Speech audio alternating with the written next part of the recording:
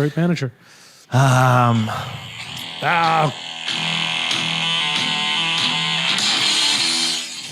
That's all we need to do for that. Icky Thump, White Stripes. You engineer the whole record. Jack produces it. It's one of the greatest things, not just in music, but in the world ever. For me, the kick drum on that, I feel like I'm in the movie Braveheart and we're going out to battle and avenge our fallen brothers' deaths. And it's just boom, boom, boom.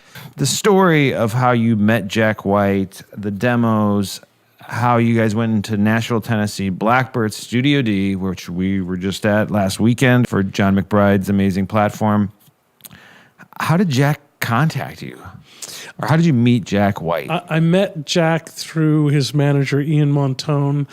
Ian was managing the Shins, who I just produced an album for. Wow. And Ian was kind enough to really love that Wincing the Night Away album that I did for the Shins and said, hey, I want to introduce you to Jack White.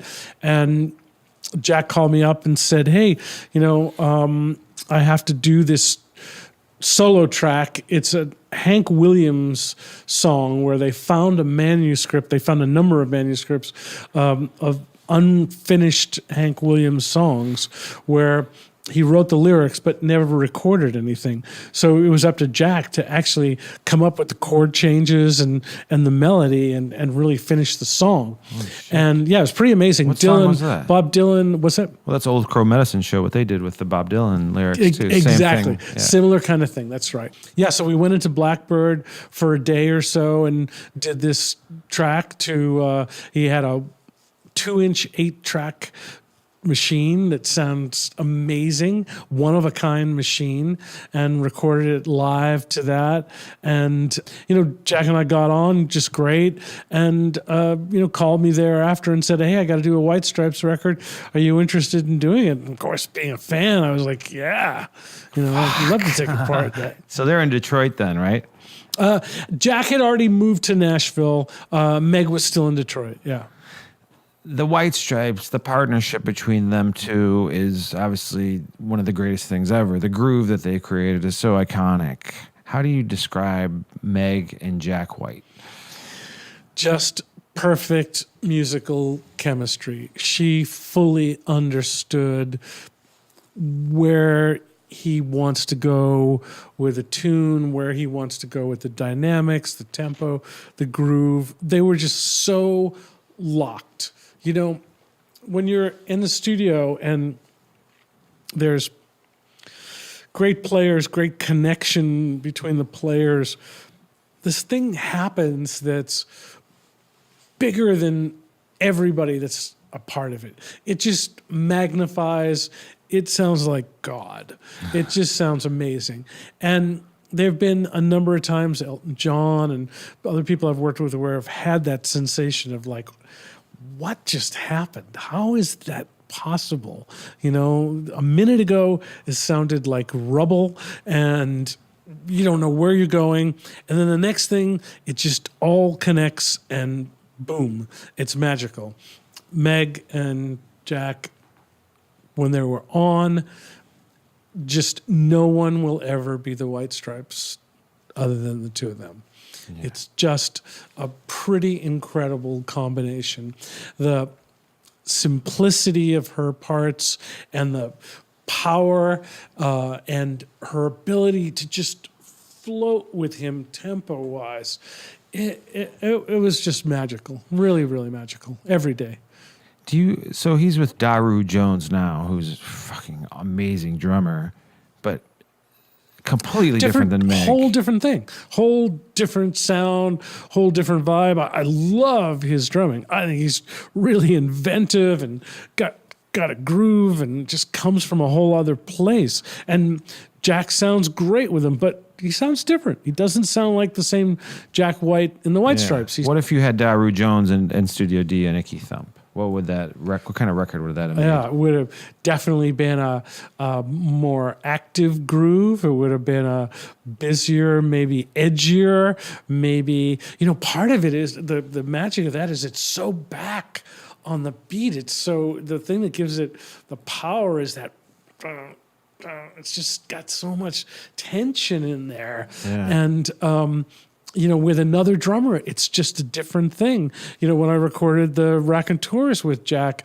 Patrick Healer is a fantastic drummer. He's like Keith Moon or something. He's really one of the best drummers I've ever recorded. But it's really different.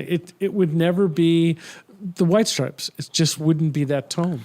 How much pre-production did you do on Icky Thump for the whole record? Were you in Detroit then, going up and seeing them? No. They did a couple of afternoons, I think, at Jack's house, just rehearsing the tunes, him showing Meg the riffs, and it was pretty much all done in the studio. I mean, the great thing that I love about Jack or Elton John or anybody that really works fast, it forces you to really be in the moment and be intuitive and not overthink, not get too wound up.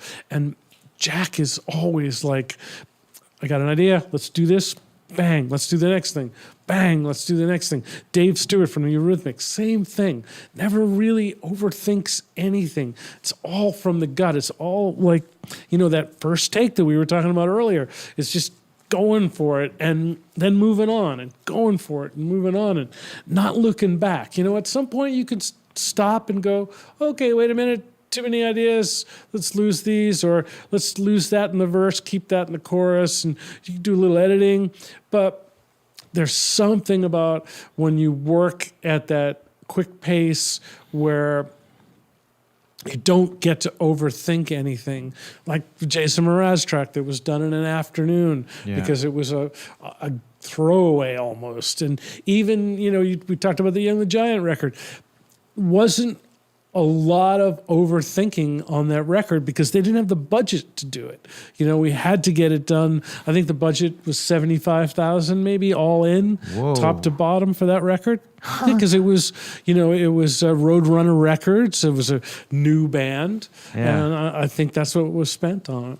What was the budget for Icky Thump? I don't remember. I mean, hard to say.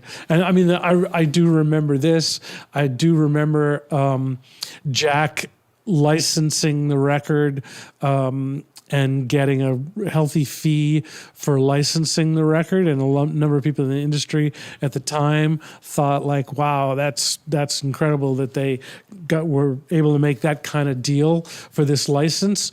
But they paid the license back in a matter of a week or two of release because it was so successful, Wow. So how's he do his vocals? Because it's so charismatic and just amazing. Is he in a vocal booth, all overdubs?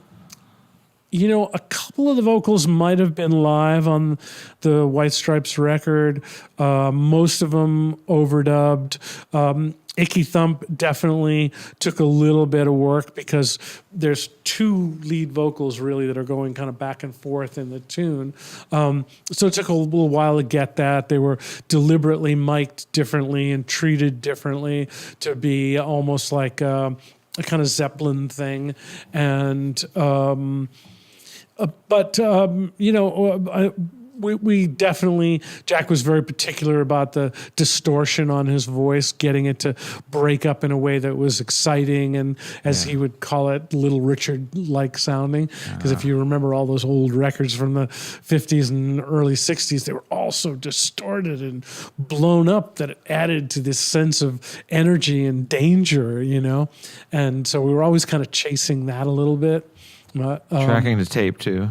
All tracked to 16-track analog tape. Yeah. Raconteurs as well. Tape. Raconteurs was two 16-track machines locked together, and the only reason we really did the second machine was that there were a lot of backgrounds. Brendan was brilliant at really, trying different background parts and orchestrating a lot of like the harmonies. So we needed a lot of tracks for those. No Pro Tools. And he's on Fender amps. Those clean lower tones and the really aggressive. What's the other amp? Pretty much Jack's sound then was a Fender Twin. In fact, I think it was a 70s Silverface Fender Twin that, was barely on 2 or 3. I'm sorry. Silvertone? He had a Silvertone amp as well. Okay. The Fender Twin was a Silverface, the later 70s. And he also had a Silvertone 1485, I think, which is the bigger piggyback one that was kind of meant to be a bass amp. Mm-hmm. And he would kind of have it EQ to a certain extent where the low end came from the Silvertone, but the meat of the tune, the mid-range of the sound really, really came from the Fender Twin. Wow. How long were you guys in studio for? I think there were some starts and stops in the sessions. Definitely a break before we mixed it. It didn't seem like long. Maybe a month overall. I can't really remember. Yeah. I think we did a few extra tunes, and there were some tunes that we maybe cut once or twice, recut them. I know the whole mix for the album took like 5 days. I was pretty much mixing like 2 songs, maybe even 3 songs in a day. It was really quick mixing because it was only, it's a 2-piece. It's only 16 tracks, 15 tracks actually. And it went down pretty quickly. He's had such an incredible career. He reinvents himself. He really knows what his fans want too, and he gets off on that. And he really gets off on that. Performance is amazing. He's great, and he's performing when he gets in the studio, when he solos, when he sings. He's going for it. He's not shy. He's got, he's got a great sense of confidence in terms of really where he knows where he wants to go with the record.